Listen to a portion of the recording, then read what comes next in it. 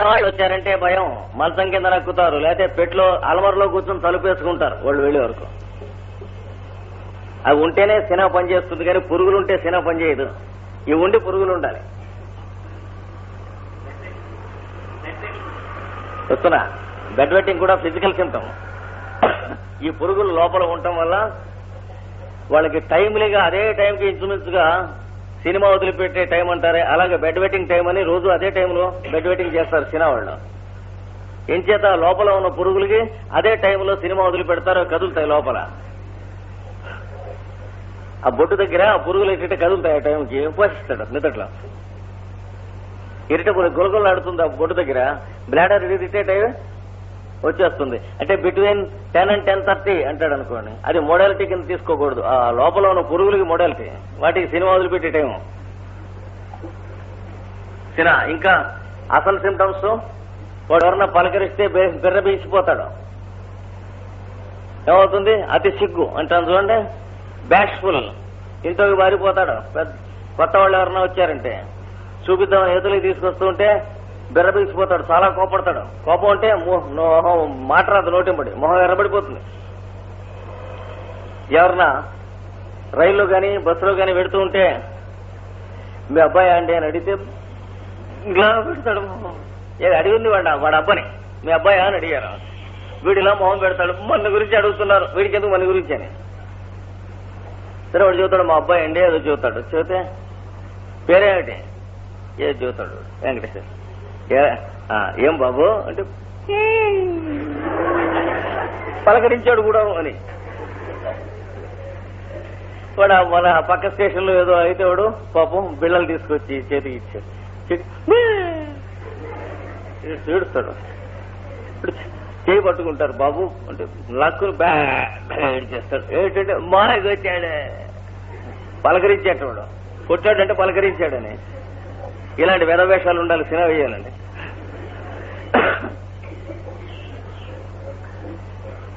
ఇంట్లో వాళ్ళు పలకరించినా వాడు వద్దనుకున్నప్పుడు పలకరిస్తే ఇన్ని పనులు చేస్తాడు. మొహం కందగడ్డలే అవుతుంది.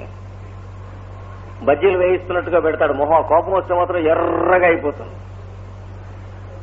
అయిపోయి మూతే బిగించి కాసేపు ఉండి ఇలా అని ఏడుస్తాడు. అంటే 5 minutes మొహం ఆ ఇంకాండిసెన్స్, ఆ ఎరుపాల వస్తుంది వాడికి, సినిమాడికి. గండు బిల్లెళ్ళే ఉంటుందన్నమాట వాడిని కొంచెం కదిలిస్తే మనిషి. ఆ కోపం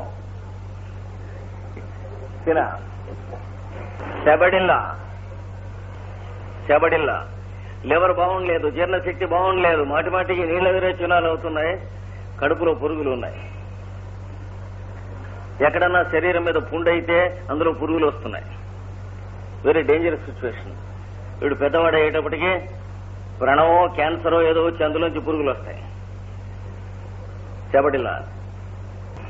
కంట్లో కురుపు వచ్చింది ఒక పిల్లికి, ఎన్నాళ్ళకి తగ్గలేదు. ఆ కురుపు వాసనేసి అందులోంచి చిన్న పురుగులు లాంటివి వచ్చినాయి. వస్తే శబడిల్లా 200 ఒక డోసు వేశారు. ఆ పురుగు, ఆ పిల్లి యజమాని 3 రోజుల్లో క్యూర్ అయిపోయింది. వారం రోజుల్లో ఆ కంటి ఇన్ఫ్లమేషన్ క్యూర్ అయింది. 1 నెల రోజుల్లో కన్ను మామూలుగా వచ్చేసి తీసుకొచ్చి చూపించాడు ఆ పిల్లి. శబడిల్లా సార్ ఒక డోసు వేశాను. ఈ డ్రగ్స్ ముఖ్యంగా ఇండికేట్ అవుతాయి. తర్వాత మెడోరినం, అంటే మిగతా మెడోరినం సిమ్టమ్స్ ఉండాలి. టూజా, ఆర్జెంటినం నైట్రికం, అది కూడా పడ. ఆర్జెంటినం నైట్రికం పంచదార తెగదినేస్తూ ఉంటారు. కడుపులో పాములు పడతాయి, తినద్దురా అంటే వినడు అంటారు. పంచదార వల్ల పడవు, కడుపులో పాములు పట్టడం పంచదార తినటం రెండు కలిసి వీడుకుంటాయి. పెద్దవాళ్ళు కూడా జేబులో పొట్లాలు కట్టి వేసుకుంటారు. ఆఫీసులో పనిచేస్తూ ఆ పక్కకి మంచినీళ్ళ కోసం కూజా దగ్గరికి వెళ్ళి ఆ పొట్లను తీసుకుని నోట్లో వేసుకుంటూ ఉంటారు. లీటర్ మూరుకి ఉప్పు ఎట్లాగో ఆర్జెంటీనా నైట్రికం వాళ్ళకి చక్కెర ఎట్లాగా.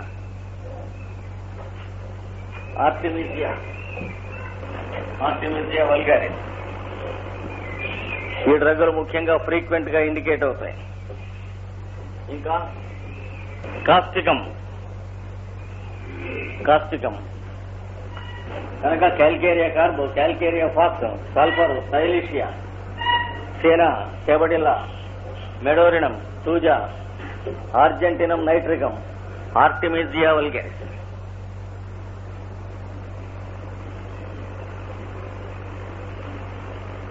కొందరికి చిన్నప్పటి నుంచి చెవులో పురుగులు వస్తాయి, కొందరికి ముక్కులో పురుగులు వస్తాయి, కొందరికి పళ్ళ మధ్య నుంచి చిన్న కదులుతున్న పురుగులు వస్తాయి. నొప్పి వచ్చి పళ్ళు డికే ఆఫ్ టీత్ ఉండి ఆ పక్క నుంచి చిన్న పురుగులు వస్తాయి. దాన్ని చూస్తే ఈ పిప్పి పన్నును గురించి ఒక థియరీ తీసి చెప్తారు. లోపల పురుగు ఉంటుంది అని చేత అలా నొప్పి వస్తూ ఉంటుంది. అందుకని ఏదో అందులో మందు వేసి చెవులో ఊత్తం పురుగు పడిపోతుంది అని ఎప్పిపోతుంది. పిప్పి పన్నుకి పురుగు ఉండదు, లోపల పురుగుండే జబ్బు వేరే ఉంది. ఉండే వాళ్ళకి అలా ఉంటాయి. అలాగే ఒక ఏజ్ అయ్యేటప్పటికి వాపులు వస్తాయి. వాపు వచ్చి కురుపు వచ్చి ఆ కురుపులోంచి పురుగు వస్తుంది. ఎముకలు కురుపులు వస్తాయి. అంటే ఎముక లోపల పస్ ఫార్మేషన్ వచ్చి వాపు వచ్చి ఆ ఎముకలోంచి పురుగులు వస్తాయి. 2-3 తడవలు అలాగే వచ్చినాయి ఒక కుర్రవాడికి. ఆ 2-3 తడవలు పోతాడని అనుకున్నాం. దక్కేటువంటి వ్యవహారం కాదు. రాజు గారు పిల్లవాడు వాడికి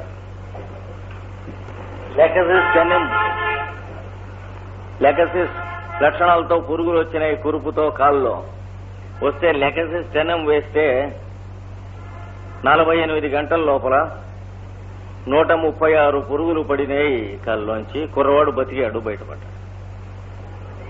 గుర్తుందా? అలా పడుతూనే ఉన్నాయి. బాగా తగ్గిపోయింది, బతికాడు. తర్వాత మళ్ళా వచ్చినాయి నెక్స్ట్ టైం. ఎందుకంటే చిన్నప్పటి నుంచి కంజెనిటల్లీ ఆల్మోస్ట్ ఇన్క్యూరబుల్ కేస్. ఇప్పటికీ ఇంకా ట్రై చేస్తున్నాం. Is just getting better after A treatment of 8 or 9 years. చెప్పలేము ఏమవుతుందో. ఇంకా ఇప్పటికి కూడా కండిషన్ అది. అంటే బై బర్త్ అలాంటి ఆల్ ది 3 మయాజమ్స్ అన్నానే ఆ రకమైన కేసు. తర్వాత 2వ మోటు వాడిని సేవ్ చేసింది. ఇది కూడా రాసుకోండి. లెకసిస్ పురుగులకి పెద్ద రాసుకోకూడదు. వాడికి లెకసిస్ ఇండికేట్ అయింది కనుక లెకసిస్ వేస్తే పురుగులు పడిపోయినాయి. ఈ చెప్పబోయే డ్రగ్స్ రాసుకోండి. హెక్లా లావా, అల్యూమినియం మొదలైనటువంటి కొన్ని మెటాలిక్ సాల్ట్స్ తో కలిసినటువంటి ఒకనొక అగ్నిపర్వతపు లావా గ్రీన్లాండ్ ఐలాండ్స్ లో ఒక చోట వస్తుంది. సారీ, గ్రీన్లాండ్ కాదు, ఐస్లాండ్ ఏరియాలో వస్తుంది. దాని మీదుగా గాలి వచ్చినప్పుడు గొర్రెలు మేకలు వరుసన పురుగులు పడి జబ్బు చేసి చనిపోవటం చూచాడు ఒక హోమియోపతి. చూసి ఆ చనిపోయిన వాటిని పోస్ట్ మార్టం చేస్తే ఇంత పురుగులు ఉన్నాయి. అప్పుడు ఆ లావా తీసి పొటెంటైజ్ చేశాడు ఆయన. చేస్తే ఈనాడు చాలా అడ్వాన్స్ అయిపోయినటువంటి క్యాన్సర్ కేసులు 60 ఏళ్ళు ఆయన క్యూర్ అయిపోయి ఇంటికి వెళ్ళిపోయినాడు ఈ ఒక్క సింగిల్ డ్రగ్తో. కృష్ణా జిల్లా చౌదరి గారు చాలా పెద్దవాడు. హాస్పిటల్లో ఆ మోకాలు అదే ఆ అడుగున మణవ దగ్గర కొంత ముక్క కూడా తీసేశారు. అది మాదే అన్నారు డాక్టర్లు. అక్కడికి ఇలా కలిసిపోయింది. వాళ్ళు ఆ ముక్క తీసేసి అలా కుట్టారు, మన చెప్పులు కుట్టినట్టు కుట్టారు, బాటా షూలే. అలాంటిది దానంబడి అలా డెవలప్ అయిపోవడం మొదలెట్టింది. ఆ కండిషన్ లో వచ్చారు. వస్తే హెక్లా లావా సెలెక్టెడ్. దీన్ని డోసేజ్ తో జాగ్రత్తగా వేస్తూ ఉంటే అది అలా క్యూర్ అవ్వకుంటూ వచ్చింది. అందరూ అలా నిర్ఘాంతపోయినారు. క్యూర్ అవటం ఏమిటని మేము నిర్ఘాంతపోయినాం. క్యూర్ అవటం అనేది ఎరగం ఆ కేసు. అందుకని కనుక హెక్లా లావా ఒకటి గుర్తుంచుకోవాలి. ఆ పేషెంట్ కండిషన్ బట్టి మామూలుగా సేఫ్ డోసేజ్ 6 పొటెన్సీతో స్టార్ట్ చేసుకోవాలి. It is not a well proved drug. ఇట్లాంటి వెల్ ప్రూవ్డ్ డ్రగ్స్ కానివి వేరే ఒక పూట చెబుతాను, వాటికి మెంటల్స్ ఉండవు. అందుకని చాలా జాగ్రత్తగా వాడాలి. 6 దగ్గర నుంచి పనిచేసి మనిషికి క్యూర్ నిజంగా అవుతూ ఉంటే, పేషెంట్ బెటర్ అవుతూ ఉంటే నెక్స్ట్ పొటెన్సీకి వెళ్ళాలి. ఇప్పుడు మన ఈ ఆర్నికా మొదలైన వేసినట్టుగా రావందాడిగా వేయకూడదు ఈ మందులు. ఎందుకంటే అదేస్తే ఏమవుతుందో ఇంకా ప్రూవ్ అవడం పూర్తి అవ్వలే. మెంటల్ సిమ్టమ్స్, మోడాలిటీస్ పూర్తిగా రాలేదు, ఎక్స్పెరిమెంట్స్ లో ఉన్న డ్రగ్స్. ఇంకా నెక్స్ట్ మోడాలిటీ అక్యూట్ కండిషన్స్ లో ఈ మోడాలిటీ ఉంటుంది. ఆర్నికాకి ప్రాస్ట్రేటెడ్ అంటే మంచం మీద లేవలేడు, పడుకుని నీరసం, నిస్సత్వం అయిపోయింది, స్టూపిడ్ అంటే తెలివి తిన్నగా పనిచేయటం లేదు. మనం ఇంకా చూస్తున్నాడు ఒక్కో మాట, చూడటం లేదు ఒక మాట, అలాగా పిచ్చిగా వెర్రిగా ఉంటుంది. వెర్రి చూపు, కొంత తెలుస్తుంది కొంత తెలియదు. స్టూపర్తో కూడా ఉంటుంది, మత్తు మగత కూడా ఉంటుంది. ఇంకా కొంచెంసేపు పోతే కొంతసేపు ఒక్కొప్పుడు అన్కాన్షియస్ అంటే స్మరణ లేదు, స్పృహ లేదు కొంతసేపు. దాంతోపాటు డెలీరియస్, సంధి లక్షణములు ఏదో గొణుగుతుండును, ఫుల్ ఆఫ్ డ్రీమ్స్, పూర్తిగా కలవరింతలు. తర్వాత లేపితే లేస్తాడు, మీరు ఏదైనా ప్రశ్న వేస్తూ ఉంటే మళ్లీ నిద్రలోకి వెళ్తాడు. అది goes into stupor when aroused. Goes into stupor when aroused. Goes the patient goes into stupor when aroused అంటే ఎవరా అంటే ఏమిటి బాధలు ఉన్నాయి, మళ్ళీ పడిపోతుంది. మీరు ప్రశ్న వేసే లోపల నిద్ర వస్తుంది, మళ్ళీ చేత్తో కొడితే మెళుకు వస్తుంది. ఈ లక్షణాలన్నీ ఇరప్షన్ ఫీవర్, పొంగు, తడపర, ఆటలమ్మ, సర్పి, మసూచి, వీటికి ముందు వచ్చే జ్వరాలు, లేదా కొన్ని రకాల టైఫాయిడ్లు. అప్పుడు ఇప్పుడు చెప్పిన లక్షణాలు ఉంటాయి. రాగానే ఆర్నికా వేస్తే ఒట్టి మీదకి రావాల్సినటువంటి పొక్కులు కానీ ఏది రావాల్సి ఉంటే అది గబగబా 2 రోజుల్లో వచ్చేస్తుంది, అన్ని తేలికైపోతాయి. లేదా సప్రెస్ చేసి చెడగొట్టినటువంటి కేసులు ఈ కండిషన్ లో పెడతాయి. మామూలుగా పొంగు రావాల్సిందే, పొంగు జ్వరం రాగానే మెటాసిన్ ధనామని వేసేశాం. వేసేటికి జ్వరం తగ్గిపోయి మనిషి మగతలోకి వెళ్ళిపోయాడు. నిద్రలే పెడుతుంటే ఏం తాగుతారా, కాఫీయా, ఆకలేస్తుందా లేదా అని అడుగుతుంటే కాఫీ, పెట్రోల్, కిరసనాయిలు అంటాడు. వాడు ఏం మాట్లాడుతున్నాడు వాడికి తెలియదు.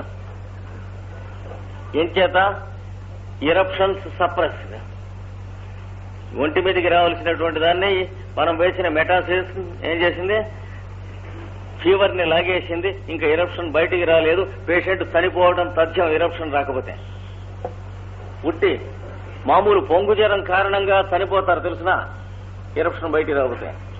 ఫ్యాటల్లీ డేంజరస్. అలాంటి కండిషన్ లో ఇండికేట్ అయినటువంటి డ్రగ్స్ వేరే సెట్ గా రాసుకోండి ఆర్నికాతో పాటు. Eruption suppress, patient vent into stupor. Arnica symptoms ఉంటాయి చూడండి కొందరికి. 2 ఎపిస్మెల్ సిమ్టమ్స్ ఉంటాయి చూడండి. ఎపిస్మెల్ సిమ్టమ్స్ ఏంటి, విపరీతమైన గొంతు నొప్పి. ఫీవర్ డౌన్ కాగానే గొంతు నొప్పి స్టార్ట్ అవుతుంది. ఏం చేత ఈ బయటికి రావాల్సిన ఇరప్షన్ గొంతులో వస్తుంది, చనిపోతాడు, జాగ్రత్తగా ఉండాలి. లేదా లంగ్స్ లో వస్తుంది, బ్రాంకస్ లో వస్తుంది, నాలికంతా పుండైపోతుంది, చాలా టాప్ మీద నొప్పి, pain on the top of the head, ఇక్కడ స్టిఫ్నెస్ ఆఫ్ ది నెక్, మెడలు బిగిసిపోతాయి, అన్కాన్షియస్, మన స్మరణలో ఉండడు. తర్వాత కంటిన్యూస్లీ రిపీటింగ్ క్రై, కేక పెడుతూ ఉంటాడు. అట్లా మత్తులో ఉండి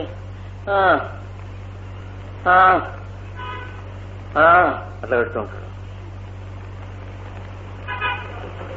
పెట్టరిచినట్టుగా అదే రకమైన ఇంటర్వల్లో కేక వస్తూ ఉంటుంది. It's called the cerebral cry or the cry of encephalitis, cephalic cry అంటారు. తెలివిలో ఉండడు, కళ్ళు ఉపరిస్తాయి, ఐలిడ్స్ సోలెన్, ఫేస్ పఫీ, మొహంతా ఇట్లా బయటికి బ్లోట్ అవుతుంది, రెడ్ ఎర్రగా అయిపోతుంది. ఏపిస్ లక్షణాలు. ఏపిస్ వేస్తే ఒకరోడికి ఎట్లాగే జ్వరం వచ్చి మత్తులోకి వెళ్ళిపోయినాడు. ఒక కంపౌండర్ గారి మేనల్లుడు. ఆ కంపౌండర్ గారు జ్వరం రాగానే అటు ఇంజక్షన్ ఇటు టాబ్లెట్ రెండు బిగించాడు. సవ్యసాచివలే.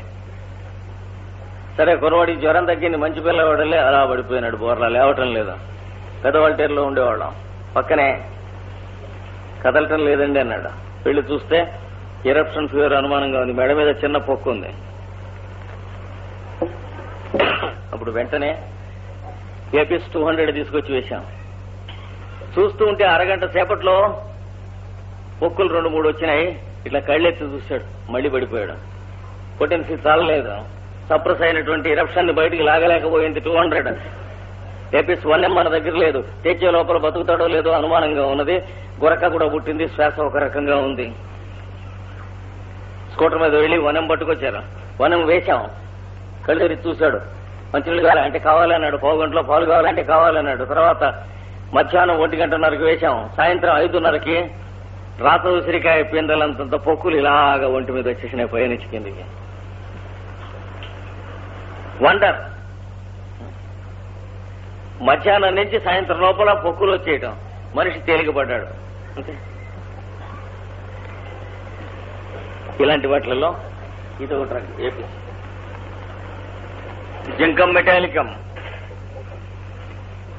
సప్రెస్ అయిపోగానే ఫీవరు ఏది టాబ్లెట్తోనో దేంతోనో ఏమవుతుంది, తెలివి తప్పిపోయి ఇలా అంటూ ఉంటారు. అంటే భజన సమాజం ముద్రలు వస్తాయి. హరిదాసు పట్లో ఉంటుంది. ఈ వేళ్ళు ఇలాగా అంటూ ఉంటారు, కాళ్ళు ఇలాగా మంచానికి వేసి రుద్దుతూ ఉంటారు. కాళ్ళేమో మంచం కేసి రుద్దుతూ ఉంటారు, చేతి వేళ్ళు ఇలా అంటూ ఉంటారు. తెలివి ఉండదు. ఇట్లా పక్కకు పడుకుని బళ్ళను కక్కుతూ ఉంటారు. ఉండుండి అరగంటకో 30 గంటకో చిన్న ఫిట్టు కన్వల్షన్ లాగా వస్తూ ఉంటుంది. కన్వర్షన్ రాకపోయినా ఈ మిగిలిన లక్షణాలన్నీ కూడా ఉంటాయి. ఇప్పుడు చెప్పిన మన తెలివిలో ఉండరు. ఈ మోస్తరుగా వారం 10 రోజులు బతుకుతారండో వీళ్ళు. ఈ లోపల ఎవడన్నా దయామయుడు రాడో, జింకం మెటాలికం వేయడో అన్నట్టుగా బతుకుతారు. పాపం వేస్తే మాత్రం బతుకుతారు, లేకపోతే వారం రోజులు అయిన తర్వాత పోతారు. This is typical జింకం మెటాలికం 200. ఒకటే డోసు వేస్తే వెంటనే వాంతులు కడతాయి. పైగా వీడికి డీహైడ్రేషన్ వస్తుంది. లోపల ఏం ఇవ్వడదు, వాంతులు కట్టి ఇవ్వడుతుంది. అక్కడి నుంచి వెనక్కి తిరుగుతుంది. కనుక ఇరప్షన్ సప్రెస్డ్ అనే దాంట్లో గుర్తుండవచ్చు. శుభ్రం మెటాలికం వాంతులు, కన్వల్షన్స్ ఇలా మెలుచుకుని పోతా, ఇట్లా తిరిగిపోతా. ఉండుండి ఫిట్ వస్తూ ఉంటుంది, ఇట్లా తిరుగుతుంది. చేతులు కాళ్ళు కొంకర్లు పోవటం, పిక్కల్లో తన్నేసేయటం, కడుపులో లోపల మెలిపెట్టేస్తున్నట్టు ఉంటాం. వాంతులు. ఎంచేత ఇరప్షన్ ఫీవర్ లో మెటాసిన్ వేశారు, లేదా క్లోరో స్టెప్ వేశారు. ఏది ఉత్తర టైఫాయిడ్ కాకుండా ఉండగలందులకు గాను ముందు వేశారు వాటి గాయపిండాలే. అప్పుడు వస్తాయి. క్యూప్రోమెటాలికం 200 వేస్తే వెంటనే ఒక అరగంటలో తెలివి వస్తుంది కుర్రాడికి. ఈ ఫిట్స్ అన్ని కంట్రోల్ అవుతాయి. క్యూప్రోమెటాలికం చదువుకోవాలి జాగ్రత్తగా.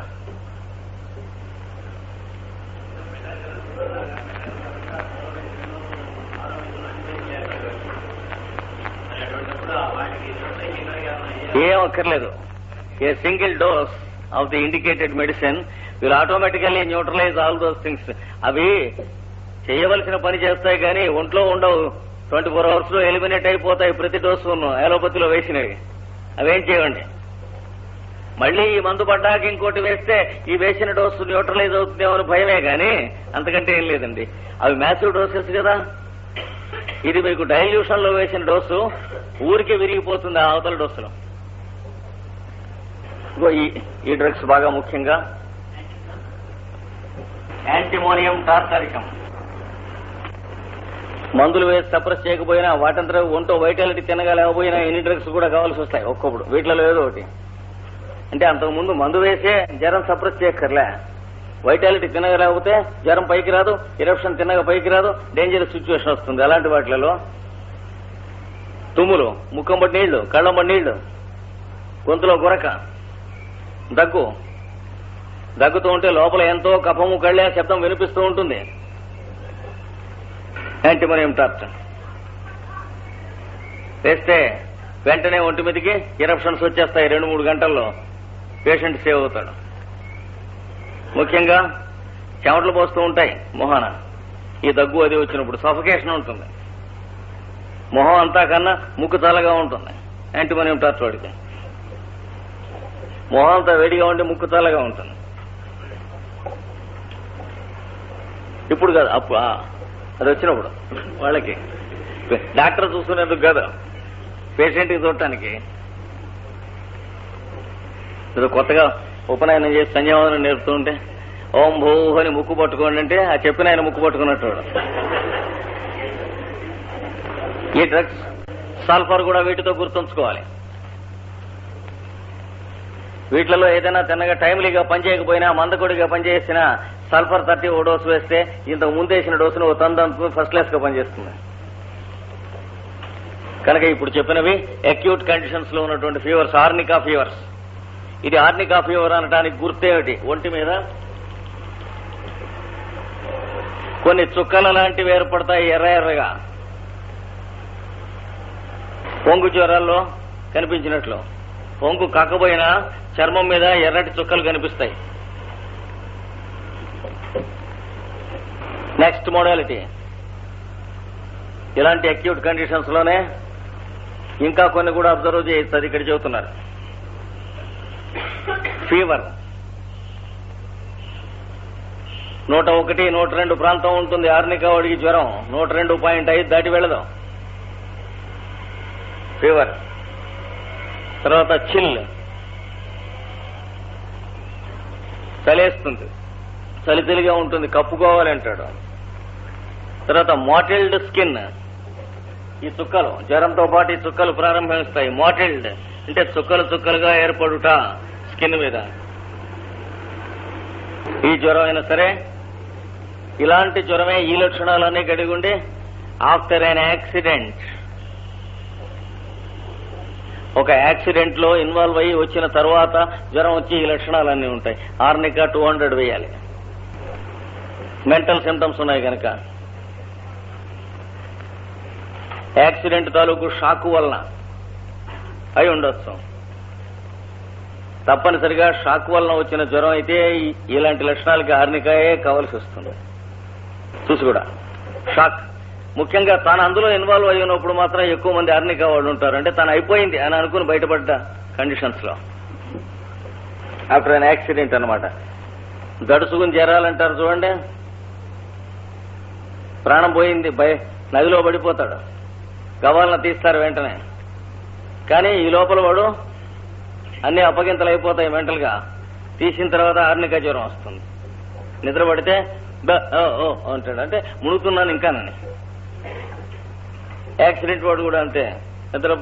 అలా నిద్రపట్టాడు అని అరుస్తాడు. ఏమిటంటే అలా తన శరీరం 2-3 ముక్కల్ని 2-3 లైసెన్స్ కూలీలు స్టేషన్ లో మోసుకుని వస్తున్నట్లు ఇలాంటివి వస్తాయి. అరుస్తాడు, వాడు ముక్కలు మోసుకెడుతున్నారు, దగ్గరగా తీసుకురండి అంటాడు. ముక్కలు దూరంగా వెడితే తను పోతానేమని భయం. ఇలాంటి స్వప్నాలు వస్తాయి ఆర్నికాకి.